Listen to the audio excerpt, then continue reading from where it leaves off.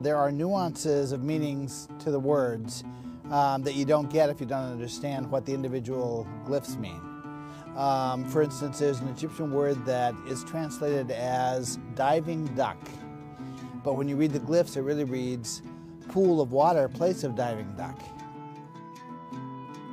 In 1822, French scholar Jean-François Champollion and British scientist Thomas Young deciphered the hieroglyphics from the Rosetta Stone. The stone was created in 196 BC. It showed the same text in hieroglyphic, Greek, and Demotic Egyptian on the one tablet. Scholars have used Champollion's translations as the basis for deciphering hieroglyphs. Could Champollion have missed subtleties, or even withheld some information? One biographical study of Champollion said that he delayed for a very long period of time before producing his translation because, in the words of the study, he clung stubbornly to the idea that an Egyptian glyph might mean something more than just a phonetic value. Laird Scranton is a computer software engineer who has interpreted a new aspect of hieroglyphics. His research is revolutionizing the way hieroglyphic is understood. Basically, Egyptian hieroglyphic words work more like an acronym in English, like the phrase FYI, or an acronym such as CIA or CBS, where anyone who reads English understands that you don't try to pronounce this word. This is not a word that you're going to read for its meaning in terms of the letters all put together. It's one letter at a time, stands for one word at a time, and you put the words together to get the meaning. If we think of each hieroglyphic word as an acronym, rather than having a phonetic value, a new layer of interpretation appears. Hieroglyphs reveal in symbolic terms the way the ancient Egyptians thought the universe works.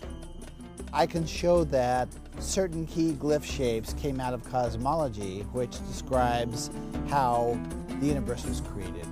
Okay, and because the shapes came out of cosmology, it makes sense that the meanings that attach to the shape are associated with cosmology also. They would have meanings related to the creation of the universe. Once you agree that the sun glyph means what it means, and that's all traditional meanings, it's hard to argue that the word month doesn't say the moon makes an orbit. Or it's hard to argue that the word year doesn't say time of the Earth's orbit around the sun.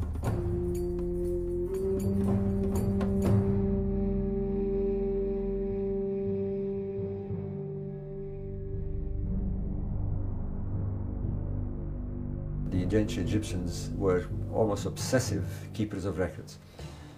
And one thing that they observed most was the celestial objects. We'd expect them to pay attention and record. Now, how far back? That's a big question. Well, we now have some sites that go at least 6,000 to 7,000 years before. There's a megalithic site that has been found in the early 70s, but not understood until lately, that has astronomical alignments. And strangely, the astronomical alignments that it has are precisely the ones you find in the Pyramid Age. So Orion, Sirius, the summer solstices, they're all there. It's no more theory. We have evidence that they did it.